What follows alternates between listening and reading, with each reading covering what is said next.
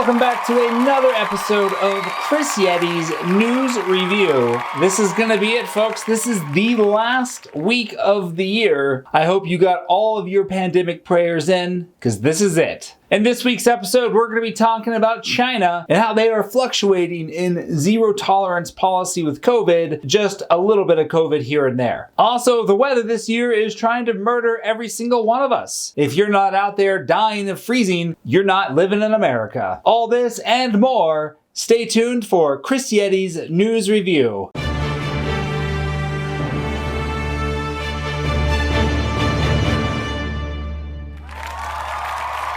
All right, let's go ahead and jump right into the first topic. Of course, we're talking about Putin.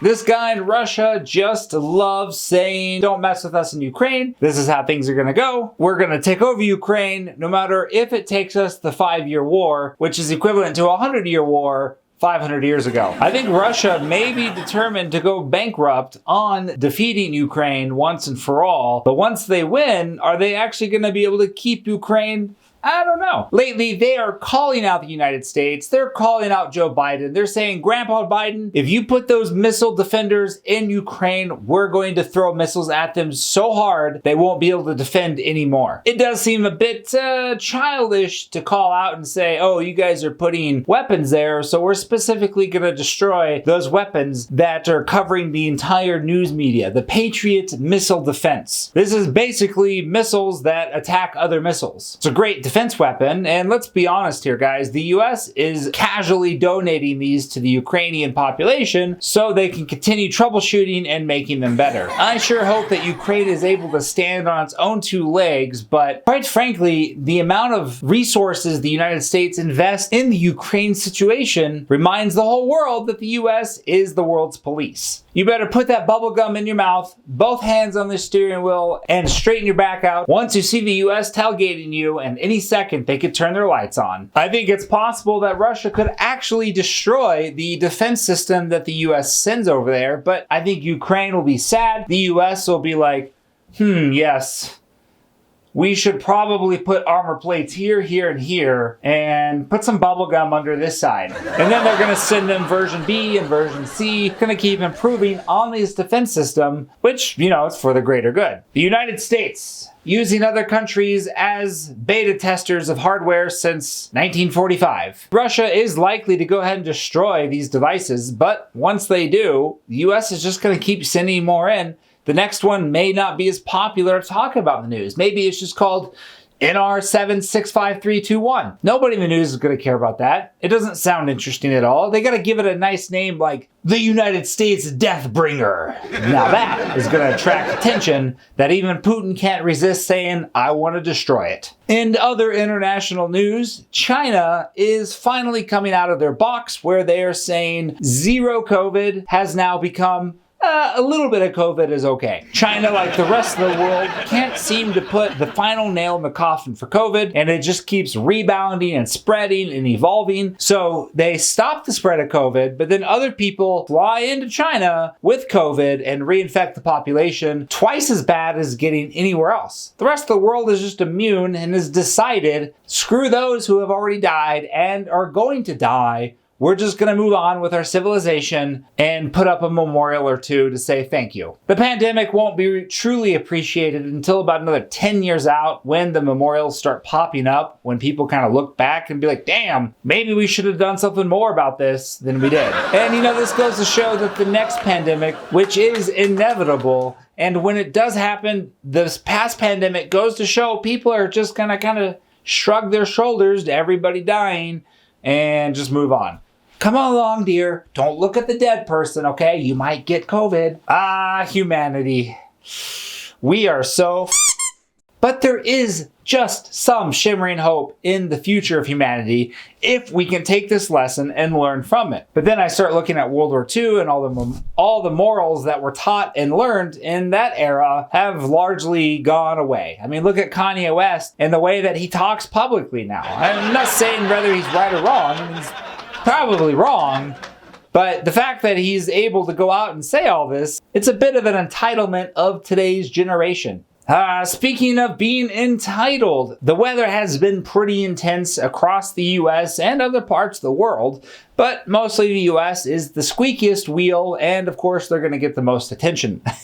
The winter has gripped the nation in its icy balls and shackles, and it won't let go. Not until every last square inch has been frozen and every last person is miserable and complaining online. I'm pretty sure last week and some parts of the US this week, most of us were just looking like this in the icy storm. It hasn't been fun. I personally prefer tropic climates, but I live in a very cold climate. It's no problem for me. I just throw on 18 layers of clothing and take a life's Hail Mary to the car to and from work. I think there's a lot of records that are showing this is the second coldest temperatures in recorded history to come across the US, and it has people freaking out left and right. But I tell you, it's not the coldest temperatures. So at least we have that. And until we get the coldest temperatures and continuously the coldest temperatures, I just say each winter sucks. And people make a lot of romance about winters with ice skating and Christmas and all this wonderful jazz. But winter will always be just that, winter. With that said, the winter solstice has come and gone. And this winter solstice is my favorite because that means summer is coming up next, even though it's the coldest and darkest day of the year. Every day after that means more light, a little bit more energy from the sun. Sorry, Australia, I know you're going into winter, but just come up and hang out with us for a few months.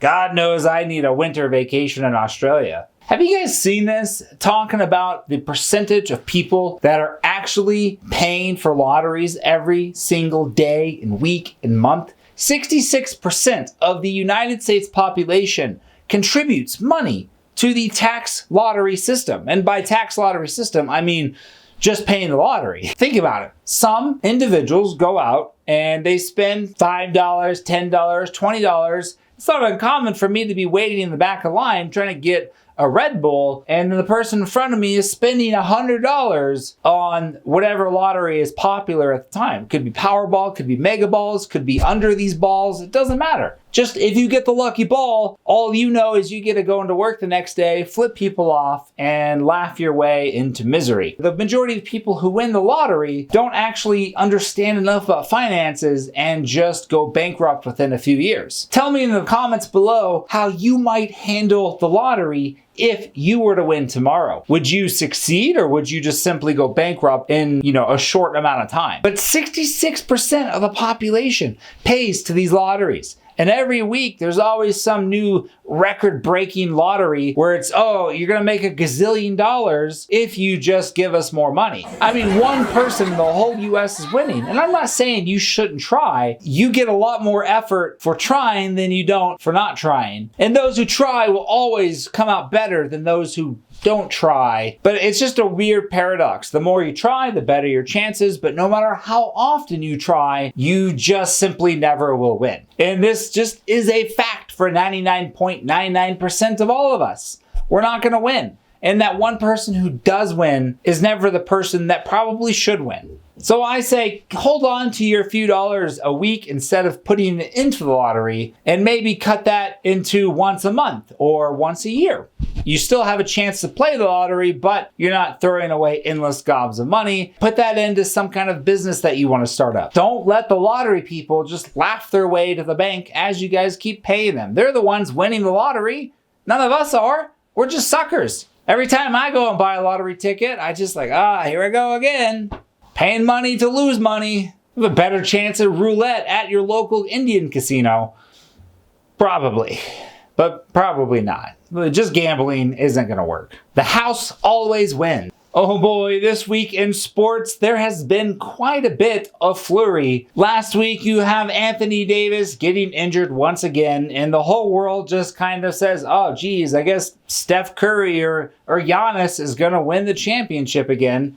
LeBron James wondering if he's going to stay with the Lakers for the last bit of his career. Do you think LeBron James is going to go 2 more years or 4 more years? I I actually think LeBron might go all the way to the age of 42, but we'll have to wait and see if he doesn't get injured. I can't believe this guy doesn't get injured. Can somebody tell Anthony Davis how LeBron James doesn't get injured? Because I'm getting real sick and tired of Anthony Davis getting injured. This man was supposed to be a hero, and he just broke my heart by breaking his ankles again and again. Dirk Nowitzki has come out and said that he is running out of excuses for Michael Jordan in the GOAT debate. If LeBron James actually takes over the scoring record that Kareem has set so long ago, there are people that are apparently going to just completely flip upside down on who they thought was the best. So clearly LeBron James, whether he gets another title or not, the #1 scoring title is going to go to him, and he's going to be excited, and he's going to treat it just as if it were his 5th ring. Because let's face it, folks, he's not winning a 5th ring in 2023. I might say he'll win in 2024 or 2025. I actually think LeBron could be a 40-year-old winner if he plays his chess pieces correctly. Get rid of Westbrook. Get rid of Anthony Davis. Start putting people around you that are going to matter. Who do you guys think in the comments below could actually help LeBron James win a title on his 40th birthday? But it's pretty impressive that Dirk is actually going to side Camp LeBron if he wins the scoring championship. But I will say that Steph Curry is going to break that record if he can play all the way until he's 40 without any further injuries. If Steph Curry can do that, I think he will not only break the record, but make it really hard for anybody else to come up behind him. The only other people in this generation that might be able to break Steph Curry's shooting record by the time he's 40 years old, Ja Morant is one guy who comes to mind. Jokic, my boy Luka from Dallas. I mean, these guys are going to have some really good scoring records, and I can't wait to see what happens by the time they're 40 years old. You know, a bunch of old men running around the court. Let's just take a moment to really appreciate Grandpa James' performance on the court at the age of 38. I think that this